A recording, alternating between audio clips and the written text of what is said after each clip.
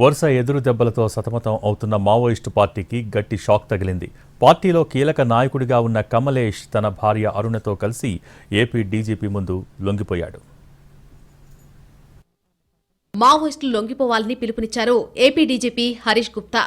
మావోయిస్టులంతా జనజీవన స్రవంతిలోకి వచ్చి రాష్ట్రాభివృద్ధిలో భాగస్వాములు కావాలని విజ్ఞప్తి చేశారు. ఏపీకి చెందిన 21 మంది వేరే రాష్ట్రాల్లో ఉన్నారని చెప్పారు. మావోల కార్యకలాపాలను అడ్డుకోవడానికి తమ చర్యలు కొనసాగుతాయని డీజీపీ స్పష్టం చేశారు. 20 మెంబర్స్ ఇంకా ఛత్తీస్గఢ్ మిగతా స్టేట్స్ లో పనిచేస్తున్నారు సీనియర్ కార్డర్స్. సో వాళ్ళు కూడా అపీల్ చేస్తున్నాము, మీరు రండి, సరెండర్ అయ్యండి. ఇప్పుడు ఈ డెవలప్మెంట్ లో మన రాష్ట్రం బాగా డెవలప్మెంట్ సైడ్ పోతుంది. మీరు కూడా దానికి భాగస్వామ్యం అయి మంచిగా చేయొచ్చు. మావోయిస్టు పార్టీలో 34 ఏళ్లుగా సీనియర్ నాయకుడు జొరిగే Nagaraju alias Kamlesh లొంగిపోయారు.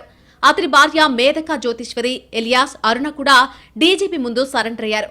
Kamlesh Maoist party రాష్ట్ర జోనల్ కమిటీ సభ్యుడిగా ఉన్నారు. అలాగే తూర్పు బస్తర్ డివిజనల్ కమిటీ ఇన్ఛార్జిగా ఉన్నారు. ఆయన స్వస్థలం కృష్ణా జిల్లా పోరంకి. మేధక జ్యోతిశ్వరి ఎలియాస్ అరుణ పార్టీ డివిజనల్ కమిటీ సభ్యురాలుగా డీవీసీఎం ఎంఏపీఓఎస్ ఇన్ఛార్జిగా తూర్పు బస్తర్లో పనిచేస్తున్నారు. ఆమె స్వస్థలం కృష్ణా జిల్లా Gudur.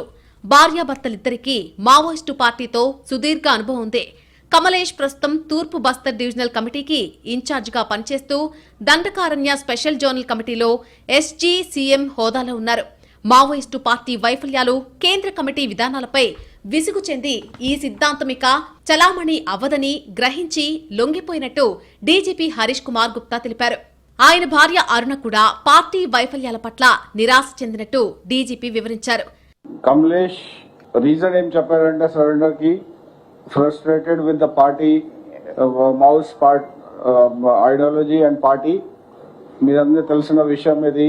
Maoist ideology day by day down అవుతుంది. యాక్సెప్టెన్స్, పబ్లిక్ యాక్సెప్టెన్స్ తక్కువ. ఇప్పుడు ఛత్తీస్గఢ్ లో అదే సిచ్యువేషన్, ఇక్కడ కూడా అదే సిచ్యువేషన్. సో అరుణ కూడా అదే రీజన్ లో సరెండర్ అవుతుంది. కమలేష్ పై ఏపీలో 20 లక్షల రూపాయల రివార్డు, అరుణపై 5 లక్షల రూపాయల రివార్డు ఉంది.